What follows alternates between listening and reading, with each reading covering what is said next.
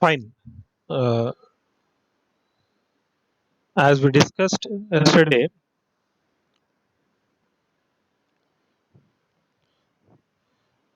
instead of using sleep method to suspend the main thread, by which we are ensuring that the main thread will exit before all the child threads exit. So why we need to see that main thread exits last means because main thread is the one which is going to generate or create the other threads. So if the parent thread exits, then automatically child thread also will exit before it completes its execution. So that's the reason why we were suspending the main thread for more time to ensure that child threads will complete first and then main thread uh, will exit last. But we do not know when a child thread will exit, when a child thread will complete, and main thread will not have any such information, right? Exactly when and how much time the child thread will take to complete its execution and all. So it is not a good idea to suspend the main thread for more time in real time application. Instead of that, there must be some kind of communication between the main thread with the child thread so that whenever child thread completes, the main thread will know about it, and then the main thread will wait until the child thread complete, and then main thread also will exit. So for that purpose, we have two different methods: is alive method and join method. Okay, so these two is alive methods are both final methods. Final methods in the sense they are defined in the thread class actually, and we may be creating child threads in two different ways, either by creating a class which implements runnable interface or by creating a class which extends the thread class. But anyhow, thread class implements the runnable interface, right? So if we implement runnable interface without extending thread class, then it is our responsibility to implement all the abstract methods that are part of the runnable interface in our program, right? So we'll do that. We have already done that. We have seen how to create a thread by implementing runnable interface, as well as how to create a thread by extending the thread class. So now we are going to use the second approach, that is by implementing runnable interface only in our most of the programs. But uh, instead of using the sleep method, there must be some alternative. So what are those alternatives means is alive and join method. What is this is alive method and what is this join method? Is alive method, it will return when you call from one thread code. If you call another thread by using its object, then that method will return whether if the thread upon which you call that is alive method is still alive in the sense it is still executing, it has not completed its execution. And if it is completed its execution, then we say it has been terminated or it is dead, right? So this is the live method when you call this method using the thread object. So for every thread we'll be creating an object, and if you call upon that object, that is alive method, this is going to return true if the thread is still running, and it is going to return false if the thread has already completed its execution. Okay, so the return type will be the boolean value. So that is the reason why its type signature has this one, final boolean is alive. It doesn't have any parameters. We just have to call without any parameters by using whichever thread you want to check whether it is running or terminated. You have to use that particular thread object and call this method is alive. And why we are giving, why the final is keyword is used to qualify this is alive method? As you know, we have already discussed what is the purpose of final keyword in Java programming. It has different purposes. You can use this final keyword to qualify a class, to qualify a method, to qualify a variable also. So if you qualify with the class, what you the restriction for that class will be it cannot be subclassed. That means no subclass can be created for that class. whichever class is qualified with this final keyword, for that class we cannot create subclass, right? And the third one is for variable. When you use it with a variable, you have to assign a initial value for that variable, and once that a value is assigned, you will not be able to change that value. So literally that variable will become constant. That is the purpose of the final keyword when it is used with the variables. But the second purpose is, when we use it with a method. When we use it with a method, it works only when inheritance is used. If a superclass contains a method, anything, some method X, and if that method X is qualified with this final keyword, then in its subclass, we cannot override this method, right? So because we are going to create thread either by creating a subclass for the thread or by implementing a nullable interface.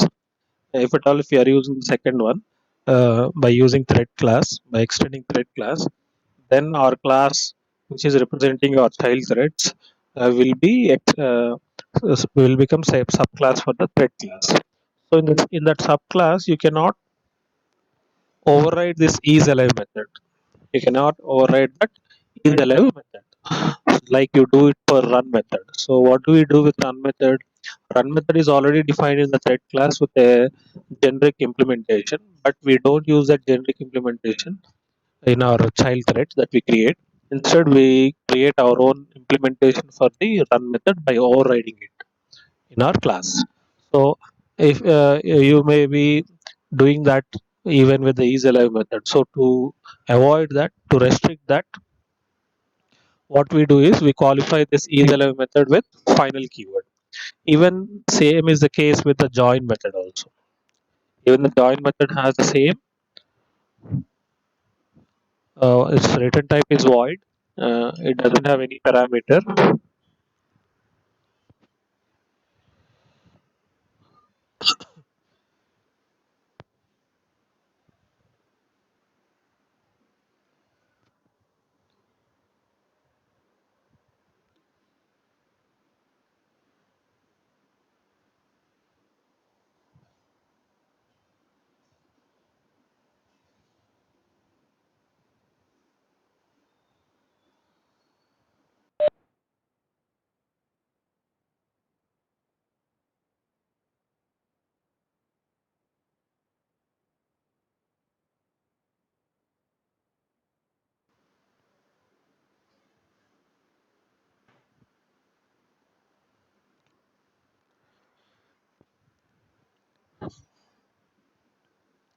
So right, both join method and isAlive method are made final because to avoid overriding of these methods in the classes that we create, because we create threads either by extending thread class or by implementing the runnable interface.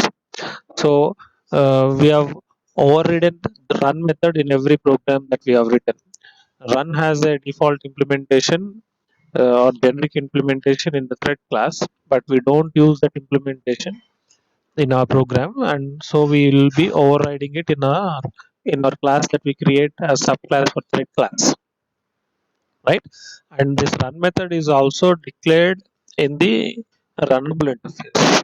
So if you are implementing runnable interface, then because the class which you created is implementing runnable interface, it is mandatory for the class to implement the run method. But when you create a class as subclass for thread class, it is not necessary actually to implement the run method again. But why we need to implement run method? Because run method has a default implementation in thread class, which it is not required for us because we want to create our own implementation for the run method, which is actually the core part of the thread's task.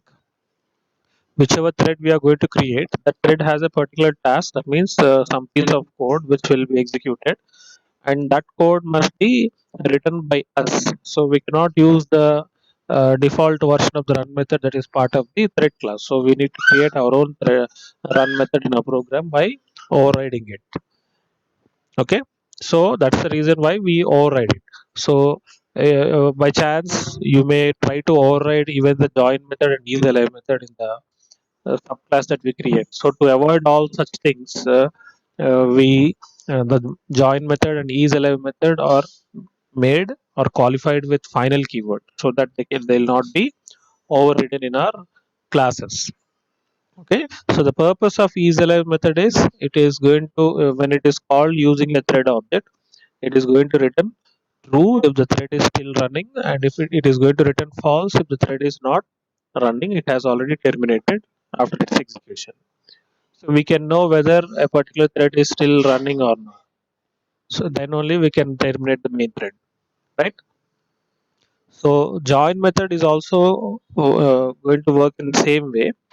But what is the join method going to do is, if you call from one thread this join method using another thread object, then whichever thread is calling the join method uh, upon another object, that particular thread will be still under execution, right?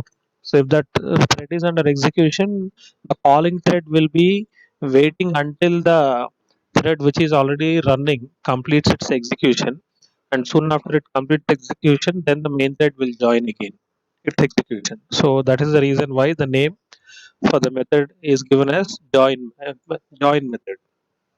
Okay, so let us see this with an example program, then we'll understand better. So this is a program. I'm creating a class called new thread, as we have done in earlier programs also. So by implementing runnable interface, I'm creating a new thread here, and we are creating a string variable name, which is used to store the name of the thread that we are going to create, and then we are creating a thread reference variable t, and then we are creating a constructor for the new thread class. So for this constructor, we are passing the parameter, a string parameter called thread name. So whenever you want to create a new thread in your program, from the main thread, what you are going to do is we are going to create an object for this new thread class, and for the constructor, you are going to pass as parameter a string value which will be used as a name of the thread. So this thread name will be assigned to the name string variable. So the name string variable now will have the name of the thread with which you want to create the new thread, right? So how to create the new thread now? We have already created a reference variable t for thread class here. So now we have to instantiate that thread class so that the new thread will be created.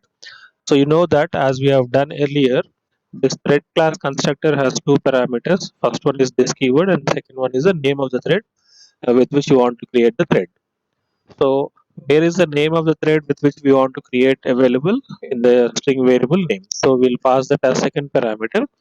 But coming to the first parameter, this keyword is going to represent the object that is going to be created to represent the new thread. Okay, so because we have not yet created that object, we don't have a name for that object that is going to be created in the main method. So that's why we'll refer that even before creating that object with the keyword this, right? So then after creating the thread, after completing the creation of thread, we are going to display the information about the thread using system.out.println. A message will be displayed as new thread and then concatenated with that object t. Now object t is nothing but representing the newly created thread.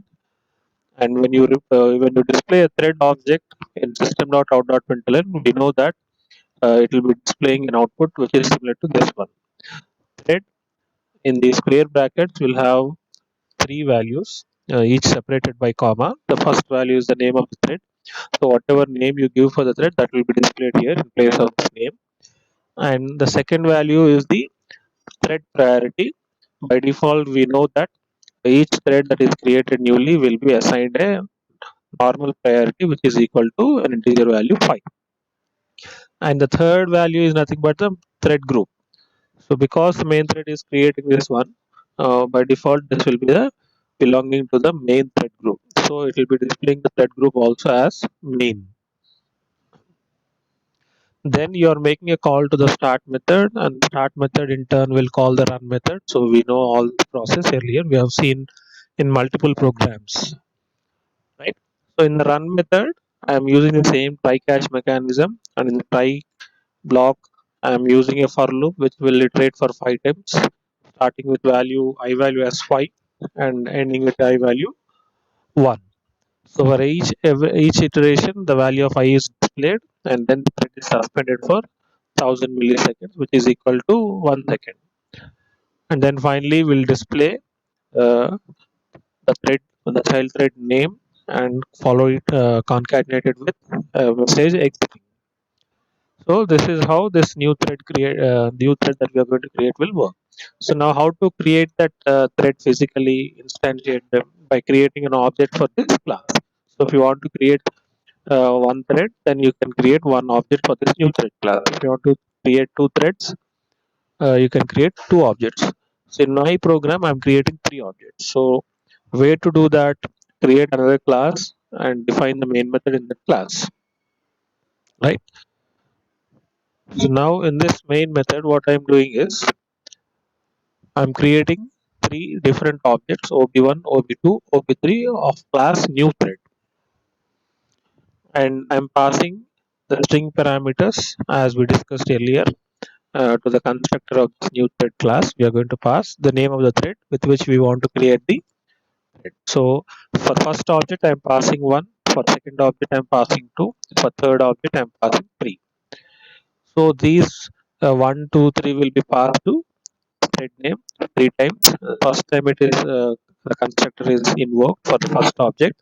Thread name will be passed as 1, and thread name will be created. Thread will be created with its name as 1. Second object, 2 will be passed and thread will be created with name 2. And third object, 3 will be passed and thread will be created with the name 3. So now, after creating all these three threads, they are represented now using OB1, OB2, and OB3. So OB1 represents the first thread, that is thread 1. OB2 represents the second thread, that is thread 2, right? And OB3 represents third thread, that is nothing but the thread 3. So after completion of creating these three objects, now I'm going to display the status of these three threads, whether they are still alive or they have terminated, right? So how to do that? By calling the isAlive method that we discussed just before. So I'm checking all the three threads that we created, whether they are alive or not. So what is this isAlive method going to return? It is going to return true if the thread is still running. It is going to return false if the thread is completed its execution, right? So first I'm checking for the first thread. I'm displaying a message thread 1 is alive, then concatenated with the value returned by calling the isAlive method. So look at how I'm calling the isAlive method. OB1 represents the first thread. So if I want to check whether first thread is alive or not, I have to use the object OB1 because OB1 represents the first thread that we created in our program. Okay. Then followed by that, I'm using object E also. Then after that, dot is alive. So why I have to do this? Why can't I call ob1 dot is alive?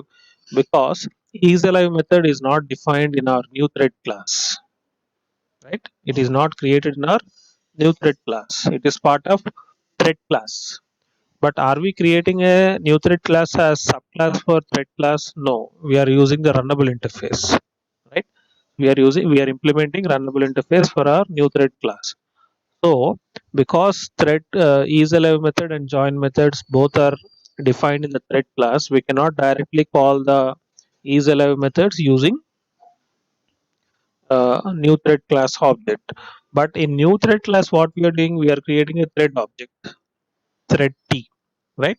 So what we need to do is first we have to use object OB1 to represent the first thread that we created, and followed by that a dot operator, and after dot operator you have to use the object T, so that this T will be used to actually call the isAlive method. So two objects you need to write. First object is OB1, which is representing the thread, the child thread, which whose name is 1, that is represented by OB1. Dot in that class for new thread, we have created a thread object T, using which we are supposed to actually call the isAlive method, because we cannot directly call isAlive method using OB1 object. If new thread is a subclass for thread class, you can call that isAlive method. But OB1 is not a subclass for thread class, right? Sorry, new thread is not a subclass for thread class, but it is implementing only runnable interface, and runnable interface does not have this isAlive method. That's why we cannot call this OB1 dot isAlive directly. It will generate an error for you. So that's the reason why I'm calling OB1 dot t dot isAlive. So same is the case for OB2 and OB3 also, for the thread 2 and thread 3 also. So for all the three threads, I'm calling isAlive method, and it will be displaying if they are still running. They'll be displayed as true. If they have already completed their execution, then the output will be displayed as false for all the three threads.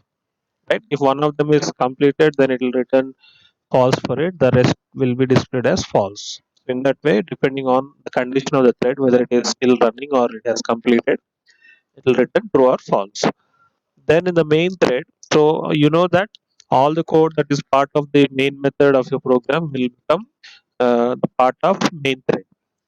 So when a statement in this main method is being executed, we say currently that main thread is executing, right? So after we are calling from the main thread, this isAlive method for all the three threads that we created, right? Then in the try block of the main thread, what we are doing is we are displaying first system not using system not out dot println, waiting for threads to finish. And now I'm using the second method that we discussed earlier, that is a join method. So to call the join method also, I have to use OB1 to know whether the first thread, which is represented by OB1, whether it has completed or not. If it is not completed, then from where I am calling this OB1 dot t dot join, from the main thread. So main thread has to wait now. What is the meaning of writing the statement is main thread has to wait until thread 1 completes its execution, and when the thread 1 completes its execution, the main thread will continue its execution. Till then it will be suspended, it will be waiting, right? So that is the meaning of this one. So the main thread now with this statement, what it does is it will be suspended. We need not call the sleep method here. So automatically it will be suspended and it will wait until the thread 1, because you are calling this join method using ob1 dot t dot join. So the main thread will wait until the thread 1 completes its execution, and after thread 1 completes its execution, the main thread will again start its execution and then continue its execution. Then after this, what I am doing immediately in the next step, the same main thread is again calling the join method, this time using ob2, which is representing the thread. Now the main thread will again check whether thread 2 has completed its execution or not. If it is not completed, then main thread will wait until thread 2 also completes its execution. And after thread 2 completes its execution, the main thread will again join and start continuing its execution. Right? Then immediately in the next statement, what we have done, we have called the join method again for thread 3 also. Right? So this time again OB3, we are calling join method using OB3 because OB3 represents the third thread that we created. So main thread again will wait until the thread 3 completes its execution and then join its execution. So we will be continuously waiting in this line only. The main thread will be suspended in this line until thread 1 completes its execution. And after thread 1 completes its execution, then it will go and execute the second statement ob2.t.join. So what is this statement going to do? It is going to check whether thread 2 has completed or not. If it is not completed, then it will be suspended. The main thread will be suspended with the statement until thread 2 completes its execution. Then after thread 2 completes its execution, then thread main thread will continue its execution by executing the next statement. Then when the next statement is executed, what will happen? Main thread again will wait until thread 3 completes its execution. So soon after thread 3 completes, then the main thread will continue its execution again. So after that, there are no other statements in the try block.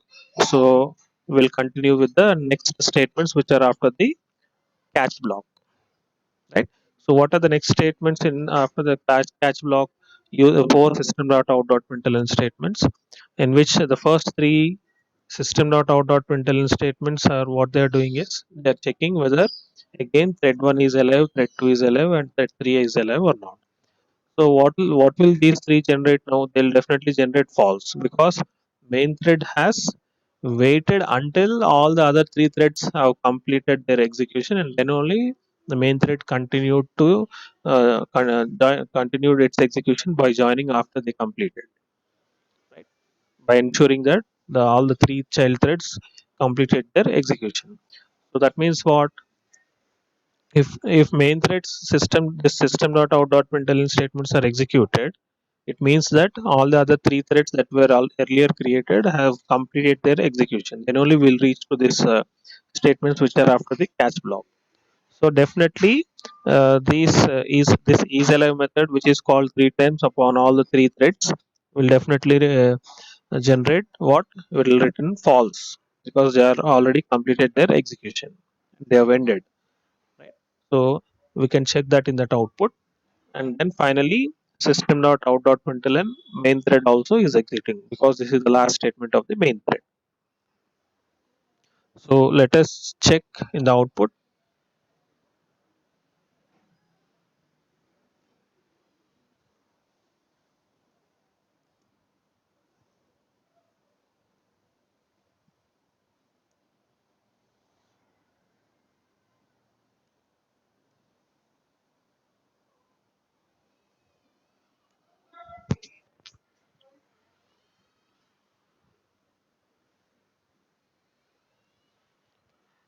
See, first thread 1 is created and its information is created. Name is 1, priority is 5, and thread group is main. Then thread 2 is created, its name is displayed as 2, priority as 5, and thread group as main. Then uh, again the CPU is switching to thread 1 and continuing its first for loop iteration and displaying 5. Then after that thread 3 information is displayed, name is 3, priority is 5, and group is main. Then uh, it again the CPU switches to the second thread, so it is displaying 2 here, which means we are in second thread, and its first for loop iteration is displayed with 5 value. Then again uh, we are switching to main thread, because main thread is displaying whether all the child threads are live or not by calling the isalive method. So we switched back to main thread after thread 2 displaying 5, and main thread continues its executions and displays whether thread 1 is alive or not, then it is returning true, and again thread 2 is alive or not, returning true. Then from main thread we are switching again to thread 3, and thread 3 is displaying its first iteration value 5. Then again we'll switch back to main thread, and main thread is displaying whether thread 3 is alive or not, which is true. Then we are continuing with main thread and displaying a message waiting for threads to finish. Then from there, because we called join method for all the three threads, three statements. So from main thread, we'll switch to any of the uh, first will, because we are calling first one. So we'll go to one, and one from there, because main thread is suspended, switching will take place between 1, 2, and 3 only. Will not come back to main thread again until all the child threads 1, 2, 3 and complete their execution. Will not come back to main thread, because we have called the join method, and main thread will be suspended until all the three threads will be completed their execution. So that's why from here onwards we are switching to thread 1 and displaying its first iteration 4, then thread 2 second iteration 4, thread 3 second iteration 4, and again back to 1, 2, and 3 displaying their third iteration, and then from there again to 1 with second fourth iteration, and 2 fourth iteration, and 3 fourth iteration. Then again thread 1 for last iteration, thread 2 for last iteration, and thread 3 for last iteration. So after that, first thread 1 is exiting, then thread 2 is exiting, and then thread 3 is exiting. So after all the three threads exited, we'll come back to main thread. In the main thread, we are displaying whether all the three threads are alive or not, right? So here, this time, what is alive going to return? It is going to return false because already all the child threads have terminated. Then after the information is displayed that all the child threads have completed their execution and terminated, then main thread is exiting. So this is how we can ensure that main thread will be the last one to terminate after all child threads that are created from main thread terminate.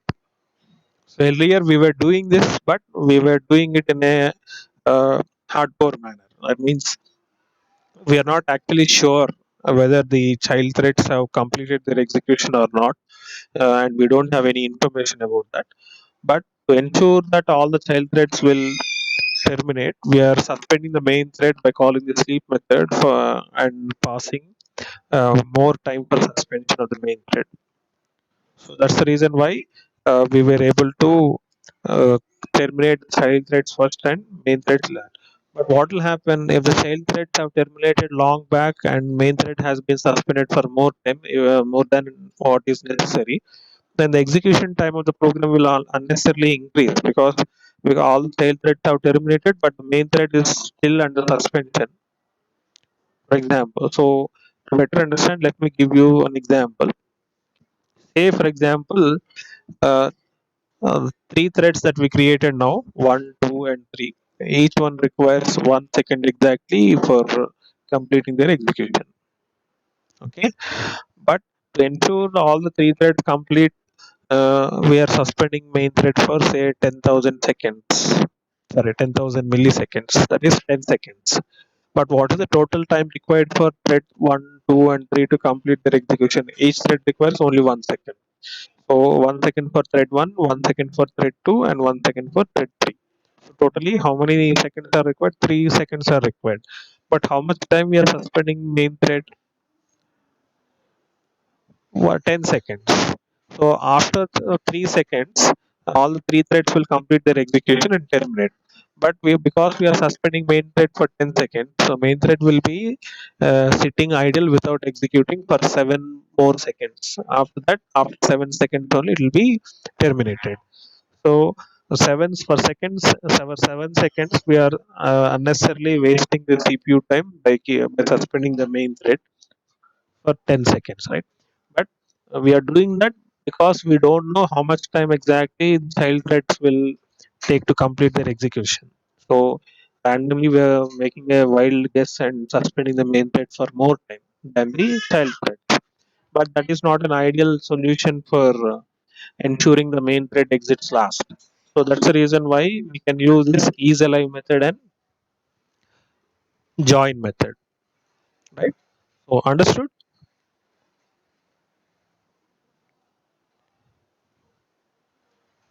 Sujin, are you there?